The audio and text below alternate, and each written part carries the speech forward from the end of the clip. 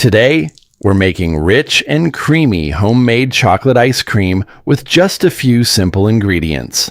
Start by pouring the heavy whipping cream into a large bowl and whip until stiff peaks form. Add the sweetened condensed milk, then sift in the cocoa powder. Pour in the vanilla extract, add a pinch of salt, and gently fold everything together until smooth and chocolatey. Fold in the chocolate chips for extra bites of chocolate goodness. Pour the mixture into a freezer-safe container and smooth the top with a spatula. Cover it with the lid and freeze for at least 6 hours, or overnight.